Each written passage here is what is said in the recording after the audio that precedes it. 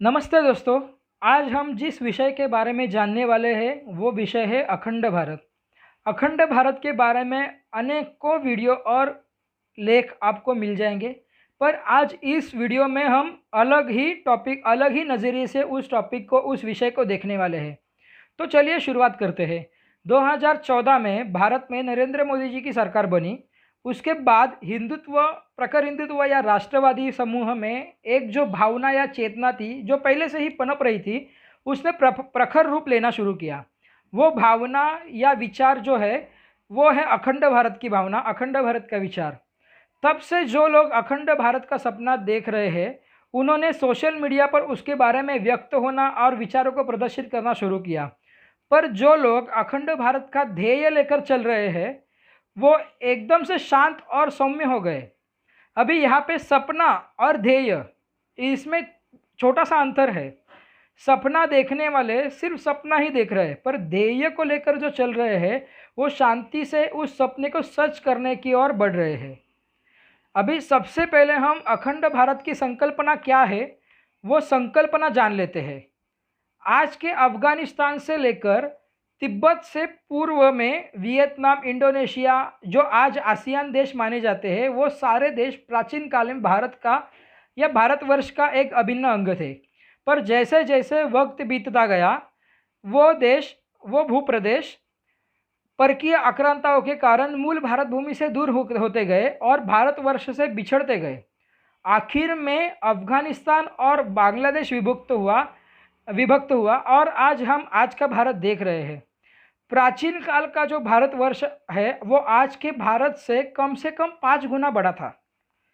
आज के भारत को प्राचीन काल के में जैसा भारतवर्ष था वैसा ही बनाना, ये सपना बहुत लोग देख रहे हैं। पर जैसे कि मैंने पहले ही भी कहा कि सपना और ध्येय में अंतर है। सपना मात्र एक कल्पना होती है, पर जब उसी सपने को वास्तविकता की जोड़ देकर प्रयास शुरू होते हैं, तब उसका ध्येय बनता है। कितने लोग अखंड भारत के बारे में सोचते वक्त आज के वास्तव के बारे में भी सोचते हैं। अखंड भारत बनना तय है। हाँ दोस्तों, अखंड भारत बनना तय है, पर अलग ही ढंग से। कैसे, वो समझने के लिए हमें आज की वास्तविकता का अवलोकन करना बहुत ज़रूरी है। चलिए अब हम देखते हैं आज की वास्तविकता क्या है। दोस्तों, कोई माने या ना माने, आज पूरी दुनिया में तीसरे विश्व युद्ध जारी है और हम तीसरे विश्व युद्ध के दौर से ही गुजर रहे हैं। ये कोरोना का फैलाव भी उसी तीसरे विश्व युद्ध का ही एक हिस्सा है। चाइना ने कोरोना के विषाणु का इस्तेमाल एक हथियार की तरह कैसे किया, ये बात अब सारी दुनिया को पता चल गई है। जैसे जैसे एक साल आगे बढ़ेगा, वैसे वैसे यह विश्व युद्ध और भी भीषण स्वरूप ले सकता है। पर भारतीय उपखंड में होने वाली घटनाएं और गतिविधियां इस विश्व युद्ध को अलग ही मोड़ दे सकती है। हम सबको पता है कि पिछले कई सालों से चीन भारत के पड़ोसी देशों का इस्तेमाल करके भारत के इर्द गिर्द स्टिंग ऑफ पल्स नामक एक योजना कार्यान्वित कर रहा है। बांग्लादेश में चिटगांव, श्रीलंका में हम्बटोटा और पाकिस्तान के ग्वादर बंदरगाह का निर्माण करके उसका लश्करी योजनाओं के लिए इस्तेमाल करने की पूरी योजना चीन ने कार्यान्वित की थी। इसके साथ ही म्यांमार, नेपाल, मालदीव को साथ लेकर भारत को घेरने का मानस चीन ने बनाया था। पर 2014 में नरेंद्र मोदी जी के नेतृत्व में बनी नई सरकार ने चीन को पहला झटका दिया। मोदी जी ने भारतीय उपखंड के सारे देशों के प्रमुखों को नई सरकार के शपथ विधि समारोह का न्योता दिया। पहले फॉरेन विजिट के लिए भूटान का चुनाव किया, उसके बाद नेपाल। भारत सरकार ने जो पहले हमारी लुक ईस्ट पॉलिसी थी उसको एक्ट ईस्ट पॉलिसी में बदल दिया। अभी हम ज़्यादा नहीं, पर पिछले 1-2 साल की, मतलब कोरोना काल में भारत ने भारतीय उपखंड में किन गतिविधियों को अंजाम दिया, उसके बारे में संक्षेप में जानते हैं। शुरुआत हम बांग्लादेश से करते हैं। भारत में नरेंद्र मोदी जी की सरकार आने के बाद भारत सरकार ने बांग्लादेश सरकार से आपसी सहकार्य बढ़ाकर भारत बांग्लादेश के बीच में जो सीमा प्रश्न था वह सुलझा दिया। पिछले साल कोरोना के फैलाव की वजह से बांग्लादेश की पंतप्रधान श्रीमती हसीना वाजिद किसी भी विदेशी नेताओं से मिलना टाल रही थी, पर उन्होंने भारत के परराष्ट्र सचिव हर्षवर्धन श्रृंगल जी से मिलकर चर्चा की। इससे यह प्रतीत होता है कि बांग्लादेश भारत को कितना महत्व देता है। बंगाल के खाड़ी में सुरक्षा संबंधों को मद्देनजर रखते हुए भारत और बांग्लादेश में 2 नाविक युद्धाभ्यास भी हुए हैं। अभी श्रीलंका के बारे में देखते हैं। पिछली साल श्रीलंका के परराष्ट्र सचिव जयनाथ कोलंबेज इन्होंने एक महत्वपूर्ण विधान किया था। वह बोले थे कि श्रीलंका ने चीन को हम्बनटोटा बंदरगाह देकर बहुत बड़ी गलती की। इससे आगे श्रीलंका की परराष्ट्र नीति भारत केंद्रीय रहेगी। भारत ने श्रीलंका के संरक्षण क्षेत्र में $5 करोड़ की निवेश किया है और उसी के साथ भारत और श्रीलंका के बीच सिनेक्स 20 यह नाविक युद्धाभ्यास भी संपन्न हुआ है। नेपाल कुछ दिन पहले नेपाल के पंतप्रधान केपी ओली चीन के बलबूते भारत को उकसाने की कोशिश कर रहे थे।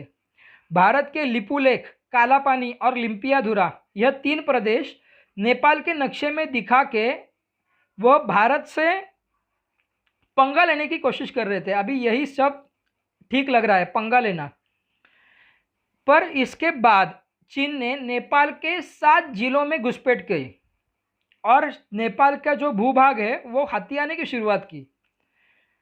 और ये जब घटना घटी तो केपी ओली को अपने गलती का एहसास हुआ और उन्होंने वो विवादित नक्शा वापस लिया और भारत से सहकार्य की फिर से शुरुआत की।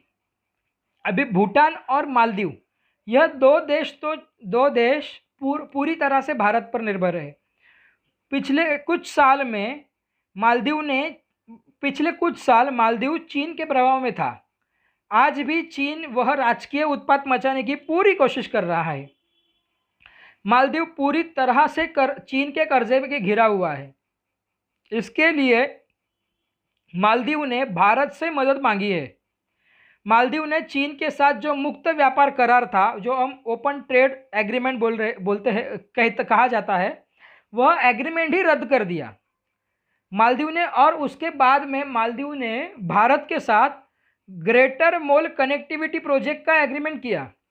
यह प्रोजेक्ट मालदीव का आज तक का सबसे बड़ा कनेक्टिविटी और इंफ्रास्ट्रक्चर प्रोजेक्ट है। भारत ने मालदीव को हिंदी महासागर में चीन के गतिविधियों पर नज़र रखने के लिए डॉर्नियर हवाई जहाज भी दिया है। अभी भूटान के बारे में हम जब देखेंगे कि डोकलाम जो विवाद हुआ था, वो डोकलाम जो हिस्सा है वो तो है भूटान में, फिर भी वो क्लैश जो हुआ था, वो जो तनाव जो निर्माण हुआ था, वो पूरी तरह से भारत और चीन के बीच में हुआ था। अभी ये जो फिर भी भारत, क्योंकि भूटान का जो पूरा संरक्षण जो जिम्मेदारी है वो भारत पे है, तो इससे आप समझ सकते हैं कि भारत और भूटान में किस तरह से नज़दीकियाँ है। अभी चलते हैं म्यांमार की तरफ। म्यांमार में कई साल के संघर्षों के बाद नवनियुक्त सरकार बनी थी। इसके बाद भारत और म्यांमार में द्विपक्षीय संबंध बेहद हद तक सुधर गए थे। चीन का जो one belt one road initiative project है, जो चीन का सबसे बड़ा इनिशिएटिव प्रोजेक्ट है और उस पर चीन के इकोनॉमी का भविष्य निर्भर है, तो उसका एक हिस्सा म्यांमार से होकर जाता था। उसका नाम है China Myanmar economical corridor. Myanmar सरकार ने इस प्रोजेक्ट से विड्रॉल कर दिया और यह चीन को सबसे बड़ा झटका माना जाता है। यह प्रोजेक्ट कैंसिल करते समय म्यांमार ने स्पष्ट तौर पर कह दिया था कि इसके बाद चीन पर विश्वास नहीं रखा जा सकता। पर दूसरी तरफ भारत ने म्यांमार में निर्मित किया हुआ सितवे बंदरगाह, इसी साल मार्च में कार्यान्वित हुआ। और सबसे विशेष बात यह है कि इस सितवे बंदरगाह का ऑपरेशन भारत के पास ही रहने वाला है। जिस तरह भारत के ग्वादर में भारत ने ग्वादर के जवाब में, जो चीन पाकिस्तान में ग्वादर बंदरगाह बना रहा है, उसके जवाब में भारत ने ईरान में छाबर बंदरगाह निर्माण किया, उसी तरह चीन बांग्लादेश में चिटगांग जो बंदरगाह निर्माण कर रहा है, उसके जवाब में ये सितवे बंदरगाह हो सकता है। इसीलिए इसे पूर्व का छाबर भी बोला जाता है। अभी इस साल म्यांमार में फिर से लश्करी सत्ता आई है जो हमेशा चीन समर्थक रही है। तो अभी देखना यह रोचक होगा कि आगे आने वाले समय में म्यांमार की नीतियाँ क्या रहेगी। अभी दोस्तों चलते हैं आसियान देशों के तरफ। Cambodia, Thailand, Vietnam, Indonesia, Malaysia, Singapore, Philippines, ऐसे जो देश साउथ चाइना सी और ईस्ट चाइना सी के बीच में हैं, उनको उनके संगठन के नाम से जाना जाता है और उस संगठन का नाम है आसियान। तो 2014 में 2014 के बाद भारत ने इन देशों के साथ द्विपक्षीय सहकार्य बढ़ाना शुरू किया। 2018 के गणतंत्र दिवस पर भारत सरकार ने इन सभी देशों के राष्ट्र प्रमुखों को प्रमुख अतिथि के रूप में न्योता दिया था और वह सभी राष्ट्र प्रमुख भारत के गणतंत्र दिवस पर उपस्थित थे। इससे इस क्षेत्र में भारत का महत्व सामने आता है। इस क्षेत्र में मल्लक्का की सामुद्र धुनी है,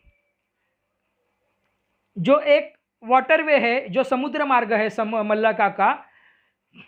वो समुद्र मार्ग से चीन का सबसे ज़्यादा व्यापार चलता है। चीन की तेल की 80% इंपोर्ट या आयात है जो इस मार्ग से होती है। आज भारत ऐसे स्ट्रांग पोजीशन में है कि किसी भी सामरिक तनाव के दौरान भारत इस मार्ग को ब्लॉक कर सकता है। इसका जवाब देने के लिए चीन ने थाईलैंड के साथ क्रा कैनल प्रोजेक्ट का एग्रीमेंट किया। सुएज कैनल जो हम देखते हैं, इजिप्ट में सुएज कैनल है, उसके धरती पर क्रा कैनल का निर्माण करने की चीन की योजना थी। इससे साउथ चाइना सी से हिंदी महासागर सीधे तौर पे कनेक्ट हो सकता है और भारत ने अगर मल्लक्का का जलमार्ग रोक लिया तो दूसरी ओर से व्यापार चालू रखना चीन को सुलभ हो सकता है। और ये क्रा कैनल का जो और एक फ़ायदा जो था वो ऐसा था कि जो मल्लक्का का जो जलमार्ग है उससे 3 दिन कम के अवधि में साउथ चाइना सी से हिंदी महासागर पहुंचा जा सकता था। पर चीन तो हमको चीन तो पता है कितना धूर्त है। व्यापार के साथ सामरिक योजनाओं के लिए भी इस क्रा कैनल का इस्तेमाल करने की चीन की मंशा थी, क्योंकि पारंपरिक जलमार्ग मल्लक्का का जलमार्ग जो है अगर भारत ने ब्लॉक किया तो इस क्रा कैनल से 3 दिन में और किसी को भी ना पता चलते हुए वो हिंदी महासागर आके पिछले बाजू से अपनी योजनाएं कार्यान्वित कर सकते थे। पर हुआ क्या, पिछले साल थाईलैंड सरकार ने इस क्रा कैनल एग्रीमेंट को ही रद्द कर दिया। म्यांमार के CMEC मतलब चाइना म्यांमार इकोनॉमिकल कॉरिडोर के बाद चीन को मिला हुआ यह दूसरा झटका था। क्रा कैनल पर एक स्वतंत्र वीडियो बन सकता है, पर संक्षेप में बताना जरूरी था क्योंकि यह आसियान देश चीन से दूर होकर भारत से नज़दीक आ रहे हैं। वो किस तरह आ रहे हैं वो हमें जानना था। अभी हम देखेंगे क्वाड के बारे में। और ये क्वाड क्या है? क्वाड एक संगठन है जो भारत, अमेरिका, जापान और ऑस्ट्रेलिया इन 4 देशों से बना है और यह संगठन इंडो पैसिफिक क्षेत्र में चीन के विरोध में खड़ा हुआ है। पर इस क्वाड के योजनाओं को कार्यान्वित करने में भारत की अहम भूमिका रहने वाली है। आज क्वाड सिर्फ 4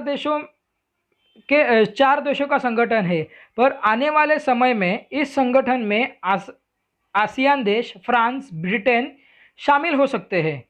पिछले 1-2 साल में हिंदी महासागर क्षेत्र में, विशेषतः बंगाल की खाड़ी में और मल्लक्का का जो जलमार्ग है उसके नज़दीक भारत ने कई देशों के साथ नाविक युद्धाभ्यास किया है, जिनमें France, Russia, Bangladesh, America, Japan और ऑस्ट्रेलिया का समावेश है। भारत, अमेरिका हर साल बंगाल की खाड़ी में मलबार नाविक युद्धाभ्यास करते आए हैं, पर 5 साल पहले जापान को और पिछले साल ऑस्ट्रेलिया को इस युद्धाभ्यास में शामिल करके भारत ने क्वाड को एक सामरिक रूप देने का प्रयास किया है। इस सभी युद्धाभ्यासों के बाद ही बाकी के सभी देश क्वाड में शामिल होने के लिए उत्सुक बने हैं। अभी पिछले महीने ही अलग अलग देशों के राष्ट्र प्रमुख संयुक्त राष्ट्र संघ के आम सभा के अवसर पर अमेरिका गए थे। उसी दौरान अमेरिका, ब्रिटेन और ऑस्ट्रेलिया के बीच ऑकस नाम का एक एग्रीमेंट हुआ। आज की घड़ी में सिर्फ अमेरिका और ब्रिटेन के पास ही परमाणु सबमरीन्स है, तो इस ऑकस एग्रीमेंट के जरिए परमाणु सबमरीन्स ऑस्ट्रेलिया को देने का फैसला किया गया। इंडो पैसिफिक रीजन में चीन की वजह से जो तनाव बढ़ रहा है, उसको मद्देनज़र रखते हुए ऑस्ट्रेलिया को परमाणु सबमरीन्स देने का निर्णय बहुत ही महत्वपूर्ण माना गया। पर इसी वजह से फ्रांस बहुत नाराज़ हुआ, क्योंकि इसके पहले फ्रांस और ऑस्ट्रेलिया में डीजल इलेक्ट्रिक सबमरीन के लिए एग्रीमेंट हुआ था, जो ऑकस डील के वजह से अभी कैंसिल हुआ। फ्रांस की नाराज़गी इस हद तक थी कि फ्रांस ने अमेरिका और ऑस्ट्रेलिया इन दोनों देशों में जो अपने राजदूत थे, उन्हें वापस बुला लिया। इस बीच भारत के पंतप्रधान नरेंद्र मोदी और फ्रांस के राष्ट्रपति इमैनुअल मैक्रोन के बीच फ़ोन पे बातचीत हुई। ऐसा माना जाता है कि ऑकस डील को लेकर फ्रांस और ऑस्ट्रेलिया के बीच जो तनाव निर्माण हुआ है, उसी को लेकर मोदी जी और मैक्रोन के बीच बातचीत हुई। इन देशों में जो तनाव निर्माण हुआ है, उसे कम करने में भारत की अहम भूमिका है, क्योंकि पिछले 2 साल से फ्रांस ने इंडो पैसिफिक रीजन में भारत को सहयोग करने की भूमिका ली है। दोनों देशों ने इस रीजन में एक साथ मिलकर नाविक युद्धाभ्यास भी किया है, और आने वाले समय में फ्रांस क्वाड में शामिल होकर चीन विरोधी मोर्चे में शामिल हो सकता है। इस पार्श्वभूमि पर फ्रांस का ऐसे रूठना भारत के परराष्ट्र नीति को घातक हो सकता है। इसी वजह से आने वाले समय में भारत इस प्रश्न को कैसे सुलझाता है, वह देखना भी महत्वपूर्ण है। इस घटना का दूसरा फायदा यह भी है कि ऑस्ट्रेलिया की तरह भारत भी अमेरिका से परमाणु सबमरीन्स मांग सकता है, और प्रक्रिया को सुलभ करने के लिए ब्रिटेन को भी क्वाड में शामिल होने का न्योता दिया जा सकता है। इस तरह भारत इंडो पैसिफिक क्षेत्र में एक स्ट्रांग पोजीशन लेकर खड़ा हो सकता है। इस सभी रणनीति परराष्ट्र नीति में पाकिस्तान और अफगानिस्तान के बारे में अभी कुछ बोलना जायज़ नहीं होगा, या टाल रहा हूँ। कुछ चीज़ों पर ना बोलना ही अच्छा रहता है। एक हिंट देकर रखता हूँ।